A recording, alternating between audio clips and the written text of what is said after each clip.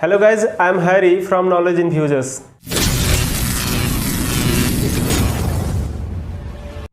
Next topic है यहाँ पे वैल्यूज एंड टाइप। हम लोग चैप्टर पढ़ रहे हैं यहाँ पे।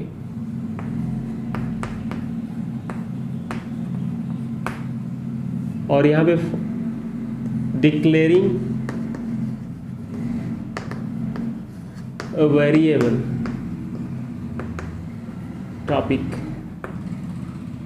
डिक्लेयरिंग अ वेरिएबल का मीन्स क्या कि हम लोग यहाँ पे डेटा टाइप को क्या करेंगे, रिप्रेजेंट करेंगे और उसके रिस्पेक्टिव हम यहाँ पे वेरिएबल को यहाँ पे डिक्लेयर करेंगे, राइट। उसे हम लोग जैसे प्रोग्राम हम लोग करते हैं, प्रोग्राम में किसी वेरिएबल्स को यूज़ करने से पहले उसे क्या करते हैं, डिक्लेयर करते हैं, उसे डिफाइन करते हैं कि वह किस डेटा टाइप में वर्क करेगा, ठीक है। लाइक यहाँ पे हम लोग क्या सिंटैक्स राइट डाउन करेंगे।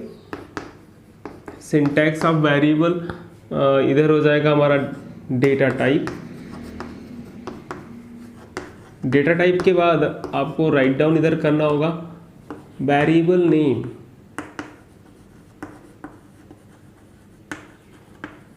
एंड सेमीकोलन लगाना नहीं भूलना है। तो ये हो जाएगा हमारा क्या, डिक्लेरेशंस ऑफ वेरिएबल। एग्जांपल इसके हम लोग यहाँ पे देखते हैं। लाइक इंटीजर हमारे पास, हम लोगों ने डेटा टाइप कैसा लिया, इंटीजर डेटा टाइप। एंड यहाँ पे हम लोगों ने वेरिएबल नेम, कोई भी वेरिएबल नेम आप ले सकते हो। एज हमने डिक्लेयर किया यहाँ पे। एज को किस डेटा टाइप के अंदर, इंटीजर डेटा टाइप के अंदर डिक्लेयर किया है। स्ट्रिंग नेम डेटा टाइप इस बार हमारा कौन सा है, स्ट्रिंग है, और वेरिएबल क्या है, नेम है। यहाँ पे हम लोग कोई नेम पुट कर सकते हैं या कोई स्ट्रिंग या कोई वर्ड हम लोग यहाँ पे इंपुट कर सकते हैं, क्योंकि हम लोग ने डेटा टाइप कैसा लिया है, स्ट्रिंग लिया है। एंड नेक्स्ट थिंग्स यहाँ पे हम लोग यहाँ पे डिफाइन कर रहे हैं like float. Float is a data type and इसके अंदर हम लोग परसेंटेज को कैलकुलेट कर रहे हैं। Percentage is the variable. Then यहाँ पे ये तीनों चीजें क्या हो जाएंगी, वेरिएबल। एंड यहाँ पर ये प्रेजेंट होगा हमारा, क्या रिप्रेजेंट कर रहा है, डेटा टाइप। सो हम लोगों ने क्या किया, यहाँ पे वेरिएबल को डिक्लेयर किया। अब इस वेरिएबल्स को हम लोग क्या कर सकते हैं, यूज कर सकते हैं, राइट। नाउ नेक्स्ट टॉपिक है यहाँ पे इनिशियलाइजिंग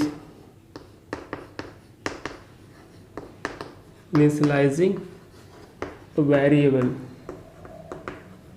अभी हम लोगों ने डिक्लेयर किया, वेरिएबल को डिक्लेयर किया तो वहाँ पे डिफाइन किया था कि वेरिएबल कौन से डेटा टाइप में प्रेजेंट है। बट इनिशियलाइजिंग अ वेरिएबल क्या होता है, declare as well as assigning the value of variable. हम लोग क्या कर रहे हैं, यहाँ पे डिक्लेयर तो करेंगे, साथ में उसमें कुछ वैल्यूज भी हम लोग क्या करेंगे, असाइन करेंगे, ठीक है। जिसे हम लोग क्या बोलेंगे, इनिशियलाइजिंग वेरिएबल, या आप ऐसा बोल सकते हो declare as well as initializing variable. यहाँ पे हम लोग लिख सकते हैं क्या, असाइनिंग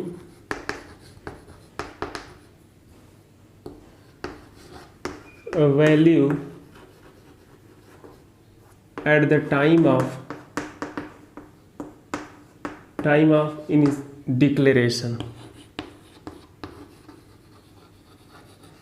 डिक्लेरेशंस के टाइम ही हम लोग क्या करते हैं, उस वेरिएबल की वैल्यू को असाइन करते हैं, तो उसे हम लोग बोलते हैं इनिशियलाइजिंग वेरिएबल। इसके सिंटैक्स को यहाँ पे, सिंटैक्स पहले हम लोग यहाँ पे देखेंगे, टू टाइप्स के होते हैं, टाइप या मेथड हम लोग कह सकते हैं कि इनिशियलाइजिंग वेरिएबल्स के टू मेथड यहाँ पे प्रेजेंट होते हैं। First one static initialisation,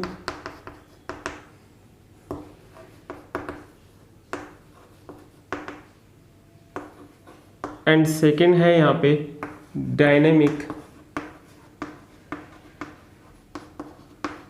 initialisation.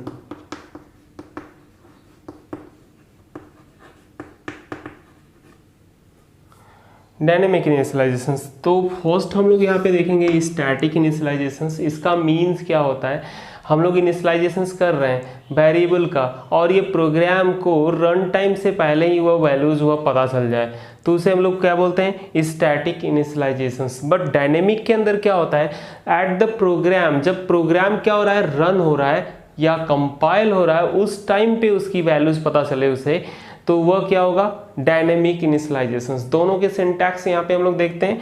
Syntax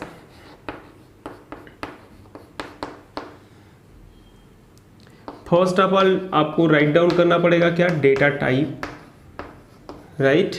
data type के बाद आपको वेरिएबल राइट डाउन करना पड़ेगा, वेरिएबल नेम हम लोग बोलते हैं इसे, ठीक है। वेरिएबल नेम के बाद आपको इक्वल टू की साइन लगानी पड़ेगी, क्योंकि असाइन करने जा रहे हैं हम लोग वैल्यू, और यहाँ पे क्या करना होगा, इनिशियलाइज करनी होगी वैल्यू को, इनिशियलाइज वैल्यू, और सेमी कॉलन आप लगाना नहीं भूलोगे। तो हम लोग एग्जैक्टली यहाँ पे क्या कर रहे हैं, स्टैटिक और डायनेमिक दोनों के रिस्पेक्टिव ऐसा ही हमारा सिंटैक्स होगा, बट समथिंग यहाँ पे डिफरेंट होगा, as a static as a dynamic variable. तो वन बाय वन दोनों को देखते हैं, स्टैटिक वेरिएबल्स कैसे हैं और डायनेमिक, एक एग्जाम्पल से। हाँ, तो बात करते हैं हम लोग यहाँ पे एग्जाम्पल की। एग्जाम्पल हम लोग यहाँ पे लेंगे एक छोटा सा सिंटैक्स, मतलब कि सिंटैक्स क्या, कोड हमारा प्रोग्राम का एक छोटा सा पार्ट हम लोग यहाँ पे लेंगे। लाइक हम लोग यहाँ पे लिख रहे हैं इंटीजर a इक्वल टू 5। यहाँ पे हम लोगों ने क्या किया है, इनिशियलाइजेशंस किया है, किसका, a वेरिएबल यहाँ पे लिया है, 5 उसके अंदर असाइन किया है वैल्यू, और डेटा टाइप कैसा है भाई, इंटीजर डेटा टाइप है। This is the initializations of variable, और वह किस टाइप का इनिशियलाइजेशंस है, स्टैटिक इनिशियलाइजेशंस ऑफ वेरिएबल। हम लोग यहाँ पे कमेंट राइट डाउन कर दे रहे हैं, स्टैटिक इनिशियलाइजेशन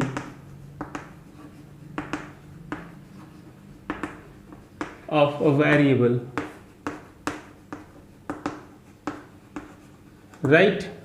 नेक्स्ट थिंग हम लोग यहाँ पे एक और वैल्यूज ले रहे हैं, इंटीजर b इक्वल टू 10।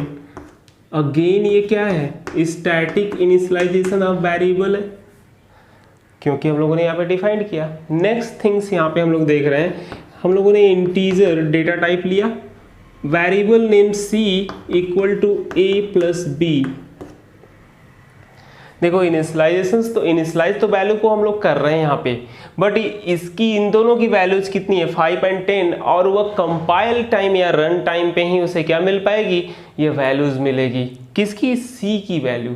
सी की वैल्यू प्रोग्राम अपलोड के टाइम नहीं होगा, ये कंपाइल टाइम पे आपको या रन टाइम पे आपको मिलेगा, ठीक है। तो यह क्या होगा, डायनेमिक इनिशियलाइजेशंस ऑफ वेरिएबल होगा।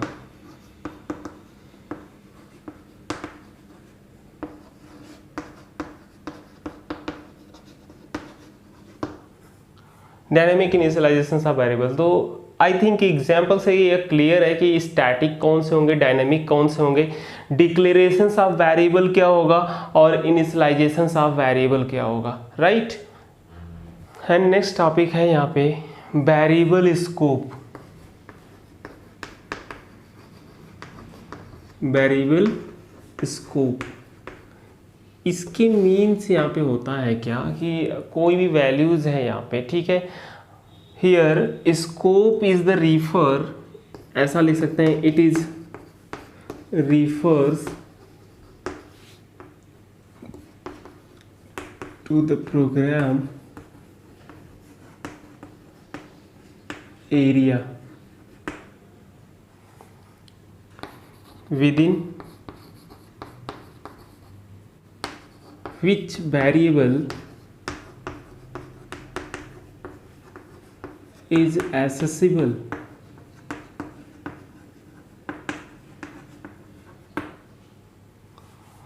एग्जैक्टली देखो, जैसे हमारा क्या होता है, कर्ली ब्रैकेट होता है, हम लोग कोई वेरिएबल को डिक्लेयर किए, वह जितनी दूर तक, जितनी हमारे प्रोग्राम की एरिया में वह यूज हो सकता है, उसे हम लोग क्या बोलेंगे, उसका वेरिएबल स्कोप बोलेंगे। लाइक हम लोग यहाँ पे एक एग्जांपल लेते हैं, और एग्जांपल के रिस्पेक्टिव हम लोग यहाँ पे देखेंगे कि ये वेरिएबल स्कोप किसका कितना है। जब कभी हम लोग क्लास या कोई मेथड को स्टार्ट करते हैं तो वहाँ पे हम लोग किसका यूज़ करते हैं, कर्ली ब्रैकेट का, और इस कर्ली ब्रैकेट के रिस्पेक्टिव हम लोग मेथड या क्लास जब एंड होती तो कर्ली ब्रैकेट को क्लोज करते हैं। सिमिलर इस कर्ली ब्रैकेट का क्लोजिंग यहाँ पे दूसरे कर्ली ब्रैकेट यहाँ पे अगर मिलते हैं तो उनकी क्लोजिंग वहाँ पे होगी। एक सिंटैक्स छोटा सा यहाँ पे हम लोग देख रहे हैं, लाइक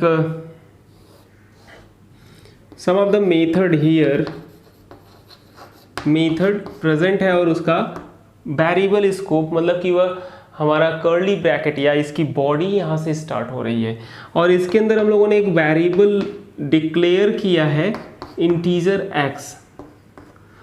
x डिफाइन होगा इधर यूज होगा वह, ठीक है।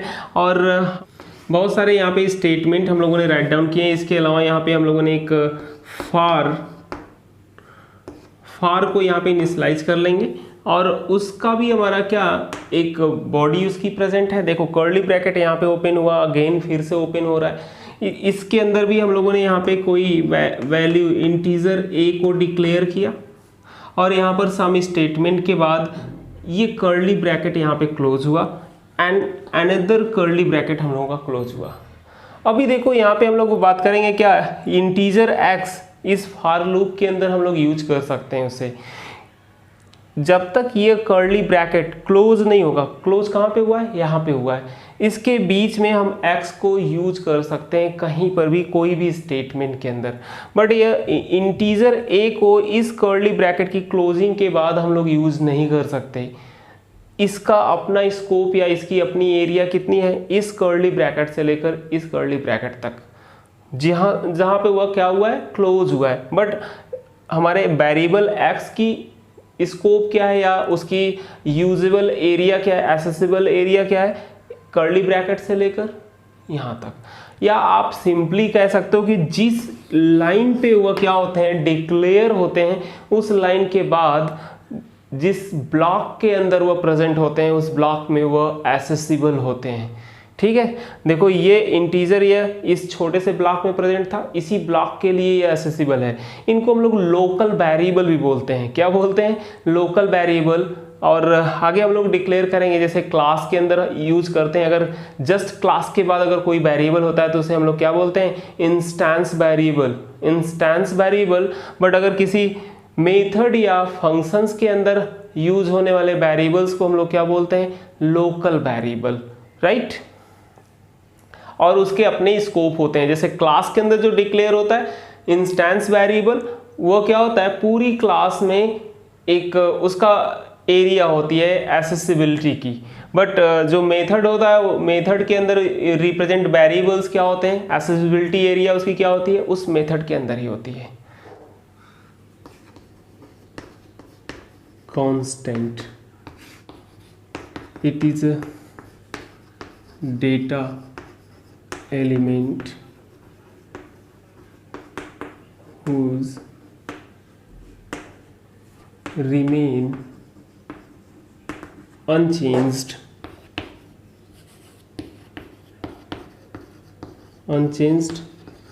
during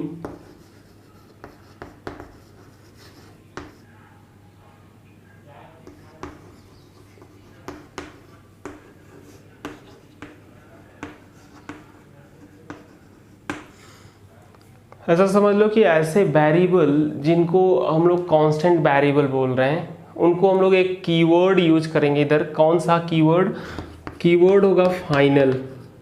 फाइनल कीवर्ड के रिस्पेक्टिव अगर हम लोग क्या करते हैं, किसी वेरिएबल को डिक्लेयर करते हैं, उसकी वैल्यूज को इनिशियलाइज करते हैं, तो वह टोटल ओवरऑल प्रोग्राम के अंदर उसकी वैल्यूज़ को क्या होगा, अनचेंज रहेगी। जब तक वो प्रोग्राम रन होगा, जहाँ तक वो यूज़ होगी, वहाँ तक वह अनचेंज रहेगी। लाइक एग्जाम्पल यहाँ पे मैं दिखाता हूँ। हम लोगों ने फाइनल कीवर्ड को यहाँ पे यूज़ किया। फाइनल के बाद हम लोग क्या करेंगे, अपना डेटा टाइप राइट डाउन करेंगे। मैंने यहाँ पे राइट डाउन किया फ्लोट एंड वेरिएबल नेम हम लोगों का है पाई। यू नो दैट पाई की वैल्यूज होती है 3.14 एंड हम लोगों ने क्या कर दिया, सेमी कॉलन, मतलब स्टेटमेंट हमारा एंड हो गया। दैट्स मीन फाइनल कीवर्ड इस पाई को ओवरऑल प्रोग्राम में इसकी वैल्यूज को ऑलवेज कंटेन करेगा 3.14। This is the constant value. और कांस्टेंट वैल्यू को हम लोग मेंटेन करने के लिए प्रोग्राम के अंदर किस कीवर्ड का यूज करते हैं? फाइनल कीवर्ड का। और वह कहाँ पे यूज होता है? हमारे डेटा टाइप के पहले। ठीक है, this is the constant. And next यहाँ पे हम लोग डिस्कस करेंगे, लास्ट टॉपिक है इस चैप्टर का, एडिंग कमेंट। देखो कमेंट एग्जैक्टली यहाँ पे क्या होता है कि प्रोग्रामर्स को यह समझने के लिए यूज होता है। कमेंट कोई कहीं पे डिस्प्ले नहीं होता, इसका एग्जीक्यूशन होता है, बट ये लाइन को हमारा कंपाइलर रीड नहीं करता। हम लोग वहाँ पे एक सिंपल सा एक स्पेशल सिंबल रिप्रेजेंट करते हैं, जिसके रिस्पेक्टिव जो यहाँ पे स्टेटमेंट होता है वह प्रोग्रामर्स के लिए होता है। प्रोग्रामर्स के क्या प्रोग्रामिंग को ईजिली रिमेंबर करने के लिए, साथ में वह कौन से स्टेटमेंट को या किस ब्लॉक में कौन सा कॉन्सेप्ट प्रोवाइड किया है उसको जानने के लिए हम लोग यूज करते हैं किसका? कमेंट का। Comments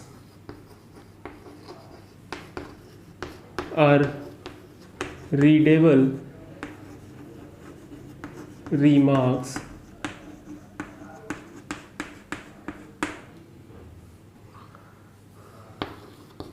embedded inside a program code.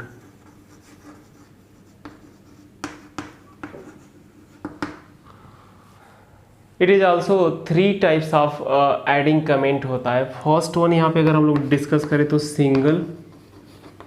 Single line comment होता है, and second one multi line comment,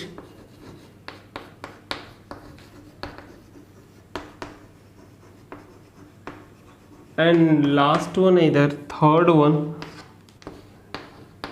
documentation comment. देखो सिंगल लाइन कमेंट का स्टोरी क्या है कि यह वन लाइन कमेंट होती है। जैसे इंटर आप प्रेस करोगे यह कमेंट लाइन क्या होती है, वहाँ पे इंड अप हो जाती है। बट मल्टी लाइन कमेंट्स में हम लोग जब तक उसके end and initial symbols and last symbols को अगर रिप्रेजेंट करते हैं तो उसके बीच में जितनी भी लाइंस हम लोग यूज करते हैं वो आ जाती है मल्टी लाइन कमेंट्स के अंदर। एंड हम लोग डॉक्यूमेंटेशंस यहाँ पे क्रिएट करते हैं एज ए पैराग्राफ। हम लोग कमेंट को यहाँ पे राइट डाउन कर रहे हैं तो वो डॉक्यूमेंटेशन कमेंट्स के अंदर आता है। तो वन बाई वन इनको हम लोग यहाँ पे देखते हैं क्या है। सिंगल लाइन कमेंट, इसकी स्टोरी क्या है? इसको हम लोग रिप्रेजेंट करते हैं डबल स्लैश से। डबल स्लैश के बाद जो भी स्टेटमेंट आप लिखते हो इधर, this is single line comment.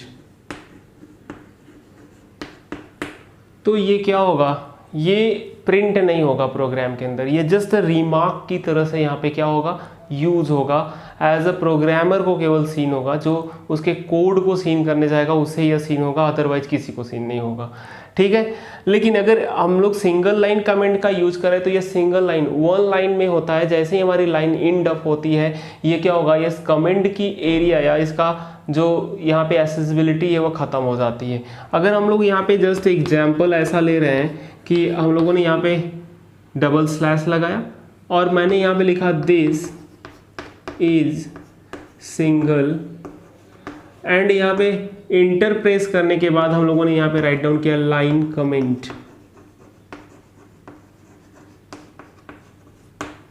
इन दोनों स्टेटमेंट को वहाँ पे क्या प्रोवाइड करेगा? एरर प्रोवाइड करेगा। कहेगा कि दिस इज सिंगल, तो ठीक है वो मैं समझ गया कि यह क्या है? कमेंट है, क्योंकि सिंगल लाइन है। आपने इंटर प्रेस किया, this is the second line, और सेकेंड लाइन में क्यों? सेकेंड लाइन है ही नहीं भाई यहाँ पे। आप लाइन कमेंट्स ये मुझे नहीं पता क्या है। प्रोग्राम कंपाइल टाइम पे क्या करेगा? एरर जनरेट करेगा, और वह एरर जनरेट क्या होगी कि यह स्टेटमेंट या कीवर्ड्स नहीं पता क्या है। ठीक, मल्टी लाइन कमेंट। देखो इसकी स्टोरी क्या है, यहाँ पे हम लोग जब इसको रिप्रेजेंट करते हैं तो slash as a star use करते हैं, और यहाँ पर कोई भी आप स्टेटमेंट यूज कर सकते हो। दिस इज मल्टी, और हम लोग नीचे भी राइट डाउन कर सकते हैं लाइन कमेंट्स, जैसा कि सिंगल लाइन वाले में पॉसिबल नहीं था, और यहाँ पर स्टार लगाएंगे and slash. This is the closing of क्या, मल्टी लाइन कमेंट्स। ये था in starting of multi line comments, and यह क्या है, ending of multi line comments. तो आप यहाँ पे जितनी भी लाइंस राइट डाउन करोगे, लास्ट में जहाँ पे ये प्लेस हो जाएगा मल्टी लाइन कमेंट्स क्या हो जाएगा, एंड हो जाएगा। And last one documentation.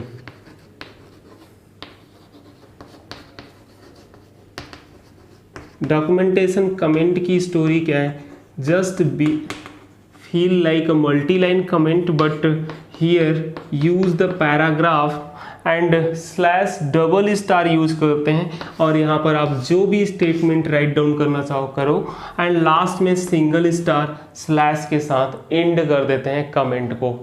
ठीक है, तो ये होता है हमारा डॉक्यूमेंटेशन कमेंट। बट कमेंट की रिस्पेक्टिव अगर ओवरऑल देखें तो comment only show as a programmer. तो ये चैप्टर ख़त्म हो गया। ठीक है, इसके हम लोग कुछ प्रोग्राम देखेंगे नेक्स्ट वीडियोस के अंदर।